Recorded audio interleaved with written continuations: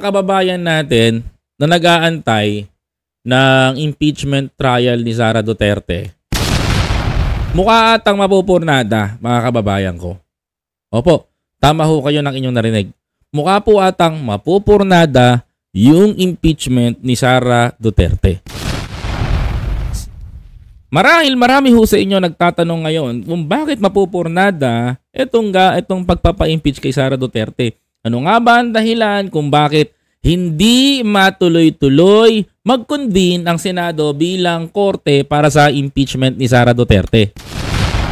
Ito ba ay takot ang mga senador o may isang taong pumipigil dito? Or baka ayaw lang mawala sa pwesto, mga kababayan ko. So tara, pag-usapan natin to.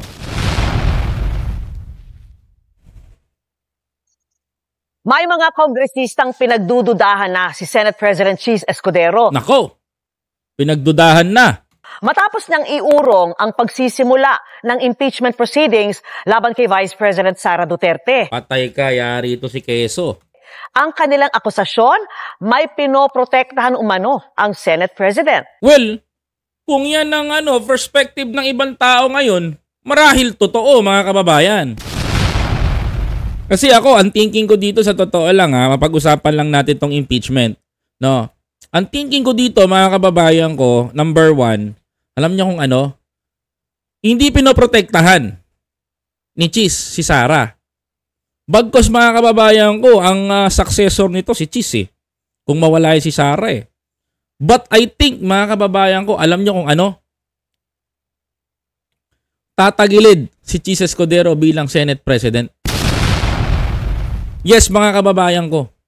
Baka i-out of number si Chis Escudero. So, iniingatan ni Escudero yung posisyon niya. Mga kapatid. Yun ang thinking ko dyan, Kaya ganyan pa nangyayari. Kasi out of number tayo, Mga kababayan ko sa Senado, Diba? Out of number tayo. Tuloy. Pero, itinanggi ito ni Escudero at binuweltahan ang kanyang mga kritiko. Naku, siyempre magpapalusot. Diba? Kung ayaw mo, edi pa-impeach ang Sara ngayon na. Tuloy. Nakatutok si Tina Panganiban Perez. May naaamoy raw ang ilan sa nagsulong ng impeachment ni Vice President Sara Duterte sa ginawang pagpapaliban ng Senado sa impeachment proceedings. Well, something fishy, no? Gumagante. May pinoproteksyonan talaga sa nangyayaring yan. Walang pinoproteksyonan yung posisyon ng alam ko. At nakikita natin na paghahanda na ito doon sa mga gusto nilang mga position ba o sa 2028. Yan, nagkakabulgaran. Huwag nang mag-deny si SP na talagang meron siyang pinoproteksyonan, may kasalanan. Kasi baka mamaya kasi ang ibig sabihin nito ni Franz Castro, ni Congressman Franz Castro, baka mamaya itong mga to, mga kababayan ko, kaya siya nagkakaganya, kaya siya nagsasalita ng what time is nagsasalita ng ganyan, mga kababayan. Dahil po, yung iba dyan, napangakuan ni Sara Duterte na, bibigyan kita ng position sa, pag naupo ko, ganito ka na. O magtatapos na yung karir mo, ito ka naman dapat, di ba? O baka gusto mo tumakbo birang running mate ko. Di ba, mga ganun. Maraming salamat po, Sir Mel Buena, for your super chat. Maraming salamat po. Diba? Baka ganun yung estilo nila. Ikaw naman ganito. Ikaw naman upo dito. Upo kita ng ganito. May mga ganyang sistema, mga kababayan ko But the thing is, mga kababayan ko, ganito. Ayaw ni Chis na mapahamak ang posisyon niya as a Senate President. Pero gusto rin ni Chis, mga kababayan ko, na mapa-impeach si Vice President. Ma'am Mel, hello po sa inyo, ma'am. Thank you po. Salamat po, ma'am. Sabi niya, ayaw niya din, mga kababayan ko. Gusto niya, ayaw niya na mawala sa pwesto, na gusto niya na matanggal si Sara Duterte, mga kababayan ko. Ganon. So ngayon po may play safe si Chis Escudero, mga kababayan, sa mga nangyayari. Siya ngayon na madidikdik dito. O sige, tanong. Dapat pinapanagot, hindi pinapalusot. Every Tama. day of delay sends the message that the Senate leadership is either afraid of Vice President Sara Duterte. Binanatan ng ganun ni Kong Percy. Maraming salamat po, Tita Ami Campbell, for your super chat. Maraming salamat po. Binanatan ni Kong Percy, mga kababayan ko, sendahan niya si si Chis Escudero dito, ha? Or worse, actively protecting her. Tama. Kaya nga ang tanong natin, natatakot ba kayo kay Sara Duterte? Malamang. O pinoprotektahan niyo siya? Wala sa dalawa na yan. Wala sa dalawa na yan. But I think, mga kababayan ko, pinoprotektahan nila. Pinoprotektahan ni Sara Duterte, pinoprotektahan ni Chis Escudero yung pagiging Senate President niya. Kasi, pag nakuha yan ni Tito Soto, mga kababayan ko, at pina-impeach si Sara Duterte, Tito Soto will be the Vice President. Maraming salamat po kay Miss Mel Buena and kay Tita Ami Campbell. Thank you very much po sa super chat. Kasi halimbawa, makakuha ni Tito Soto yung Senate President, mga kababayan ko. Tapos pina-impeach si Sara. E di kuha ni Tito Soto yung Vice Presidency for 3 years. Mga kababayan. So ngayon, mga kababayan ko, I think Chis Escudero is waiting for assurance. Mga kababayan. Mga kapatid. I think, mga kababayan ko, Chis Escudero is waiting for assurance. Mga kababayan ko. Ewan ko lang kung kanino. I hope you get my point kung kanino siya nangihingi ng assurance dito. Di ba? Tuloy, mga kababayan. Ang sinisisi naman ng ibang mambabatas na miyembro ng Makabayan Bloc, si Pangulong Bongbong Marcos, na nagsabing hindi niya gusto ang impeachment. Alam mo sa mga Makabayan Bloc, ito tanungin ko kayo. Sabi nyo, hindi daw gusto ni Presidente Bongbong Marcos. Ito, hindi ako maniniwala eh. Tama? Maniniwala kayo hindi gusto ni Presidente Marcos? Pambobong tanong yan. Hindi, mga kababayan ko, you must listen. Naniniwala ka bang hindi gusto ni Presidente Bongbong Marcos ang impeachment? Tanungin ko po kayo, yes or no, mga kababayan ko. Naniniwala kayo? Mga kababayan ko? Sige nga, tanungin ko po yung mga kababayan natin. Please comment down below. And wag mo na rin kalimutan mag-follow, like, comment, share, and subscribe. Mga kababayan, naniniwala ba kayo na si Pangulong Bongbong Marcos ay ayaw sa impeachment? Mga kababayan ko, ako po ang tatanungin ninyo, hindi po ako naniniwala. Okay? Naniniwala kayo sa nakikita niyang proseso ni PBBM. Ako ho, hindi ho ako naniniwala. Sapagkat, mga kababayan, kung ayaw ho ng Pangulo ng impeachment, mga kapatid, bakit to pumirma si Sandro Marcos nangunguna pa? Di ba?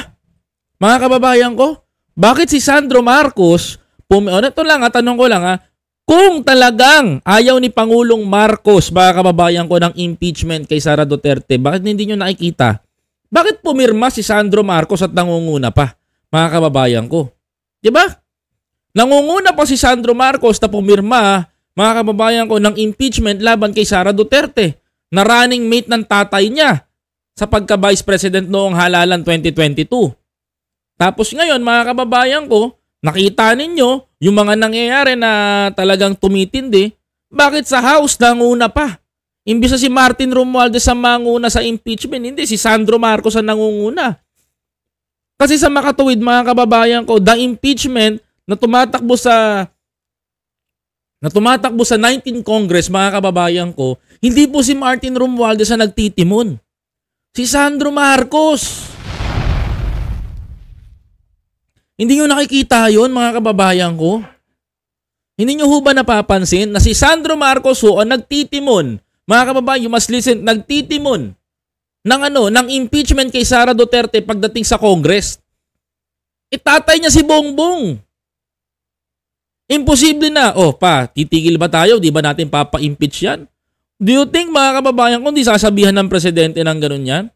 Pag ginawa ni Sandro yan, sasabihin ni Pangulo sa kanya, huwag mo ipa-impeach, huwag mo tulungan. Huwag mong ganyanin. Mga kababayan ko. Hindi, mga kababayan ko. Hinahayaan ni Presidente Marcos na pangunahan ni Sandro ang pagpapa-impeach kay Sara Duterte. So ngayon yung sabihin, mga kababayan ko, na ayaw ni Pangulong Marcos, mga kapatid, na ipa-impeach si Sara.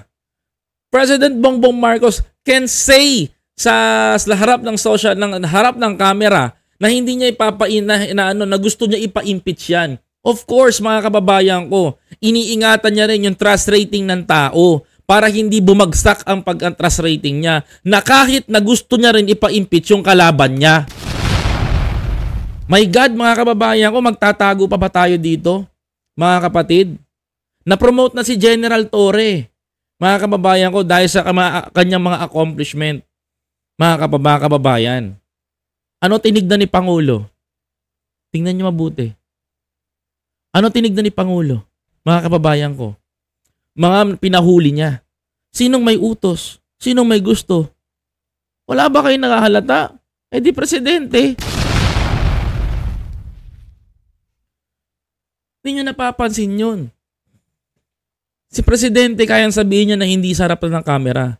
Pero deep inside, hindi nyo alam at hindi nyo mababasa yung kaloo-saloobin niya. Alam mo, the president is napakagaling maglaro nito eh. Akala ng mga DDS kasi tatanga-tanga si BBM. Pero di nila alam, mga kababayan ko, napakatalino ni Bongbong Marcos. Biruin mo, pinaglalaruan kayo mga DDS ni BBM. Bakit ko nasabing pinaglalaruan kayo? Di ba? Hindi nyo napansin. Inuna si Kibuloy. O, nag-iingay, nagpuputak, pinahuli. Mga kababayan ko, second, mga kababayan ko. No, ano nangyari? O, nahuli yung anak ni naungkat yung sa confidential fund ni Sara, sunod-sunod din ang atake. 'Di ba? Kada biran yung mga DDS na ang atake kay PBBM, hindi niyo napapansin, mas matindi yung binabalik niyang ganti. Mga kababayan ko. At yung isa sa pinakamatinding ganti ni Pangulong Bongbong Marcos sa mga DDS nung pinakulong na ni Pangulo yung tatay ninyo. Aminin naman natin sa hindi, kayang harangin ni PBBM yan, mga kababayan ko. Kayang harangin ni Pangulong Bongbong Marcos yan, mga kababayan. Huwag na tayong maglokohan. Kaya niyang ipa-TRO na ng mabilisan. Pero hindi ginawa ni PBBM. Bakit, mga kababayan? Alam niyo kung bakit hindi ginawa ni Pangulong Marcos na ipa-TRO yung paghuli kay Duterte noon? Eh sa araw-araw na ginawa mo sa bansa natin, puro panggugulo. Tapos minumura mo pa ako, sinasabihan mo kung bangag, hindi pahuli na lang kita. Tama lang yung ginawa ni Bongbong Marcos. O di ba ang tahimik ng bansa natin ngayon? Walang magulo, walang maingay, walang palamura. O, hindi nyo napapansin mga DDS, yung ginagawa ni BBM ngayon is mas masakit sa inyo. Di ba? Utak ang ginamit niya, hindi bungangat galit. Yan ang pinagkaiba ni Marcos sa mga Duterte. So ngayon mga kababayan ko, sasabihin ng media, sasabihin ng Makabayan Black, sabihin nila whatsoever na, oh, si Bongbong Marcos ayaw niya ng impeachment. No, hindi ako naniniwala. Pag hindi mo lang maunawaan yung ninanais niyang gawin, hindi kayo magkakasundo. Kaya niyang sabihin hindi sa harapan ng camera, but deep inside mga kababayan ko, mas marami na siyang naipakulong bago pa kayo magsalita ng ganyan. Bakit ba siya nagbe-medal dito? Dahil ba may mga issue din siya na ayaw niyang maungkat? Dapat ituloy na raw ng Senado ang impeachment trial alinsunod sa konstitusyon. I understand the Makabayan Black. Gagamitan nila si BBM, mga kababayan ko, ng communism mindset. Alam niyo yung communism mindset na sinasabi ko dito? Aasarin nila itong Pangulo hanggang sa mapilitan, mga kababayan. Ang gagawin nila, hihiyain nila yung presidente para mapilitan si presidente na magpa-impeach, mga kababayan. At hindi alam ng mga Makabayan Black to, mga kapatid. Yun lang ang napapansin ko. Balak nila maglunsad ng mga pagkilos para ipanawagang ituloy na ang impeachment trial. Sagot ni Escudero, wala silang kinatatakutan o pinapanigan. Talaga ba? Di tuloy na i-convene na natin ang Senado bilang impeachment court. Kung ganun. Kung wala tayong pinapanigan. Ginagawa namin kung ano ang trabaho namin, yung mga ganyang uri ng komentaryo at pain, uulitin ko. Doon sa mga ayaw kay VP Sara at pabor sa impeachment, doon sa mga gusto kay VP Sara at tutol sa impeachment, walang bale sa akin yon. Susundin ko kung anong tingin kong tama at nakalagay sa batas. Hindi. Follow the Constitution.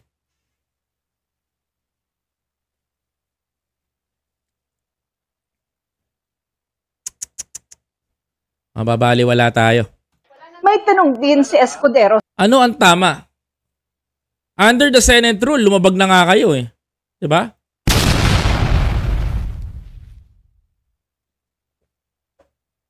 Diyos ko po. Sa Kamara. Pwede bang irally ko rin sila ng 4 na buwan o hindi nila inaksyonan yung impeachment complaint na inihain noong Disyembre? Kung sila mismo ay hindi nagmadali, inupuan at pabanjing-banjing sa mahabang panahon, sino naman sila para madaliin kami ngayon? Because we are the minamadali kayo kasi alam nyo kung bakit. Nagde-delay in tactics kayo. Ika pa ng GMA Integrated News na makuha ang panig ng Malacanang at ni Vice President Sara Duterte sa mga sinabi ng Makabayan Bloc. Ako, I'm not against to Makabayan Bloc, but I see kung paano nila gagawin yung plano nila, mga kababayan ko. And disagree ako doon sa plano nilang gawin na ipahiya at kung sino-sino pang idamay. That is the communism mindset. And for the KSP, mga kababayan ko, you are for the Filipino people. Hindi ka po para sa isang tao. Binoto ka, nandiyan ka bilang SP Senate President because Senate President ka ng taong bayan. Hindi ng iisang tao. Ano ba yung tama na pag-usapan ng impeachment, mga kababayan ko? Na mag-convene na tayo bilang impeachment court ang Senado? Mga kababayan, ano ba ang tama, mga kapatid, para sa kanila? Tama ba na hindi pag-usapan ang nagnakaw sa pondo at pera ng taong bayan? Tama ba, mga kababayan ko, na magmukhang pinoprotektahan, mga kababayan ko, mukhang pinoprotektahan ni SP ang ating Vice Presidente dahil sa ginawa niyang pagnanakaw? Ngayon natin malalaman kung meron talagang transparency sa Senado. Mga kapatid. Because this is the perfect timing para ipaalam sa taong bayan na ito ang bayan natin, ito ang bayan ko, bayan mo, bayan natin lahat at ang Senado ay para sa tao, para sa ordinaryong Pilipino at hindi para sa isang tao lang. Yan ho ang dapat malaman ng mga kababayan natin. Mahirap bang i-comply? Mahirap bang magsalita? Mahirap pa? Tandaan niyo po sa Senado, kayo ay binoto ng milyong Pilipino para magserbisyo sa Pilipino, hindi po sa iisang tao. Ako po, si Biyahe Nikoy, mga kabayan ko, maraming salamat po. At please don't forget to follow, like, comment, share, and subscribe.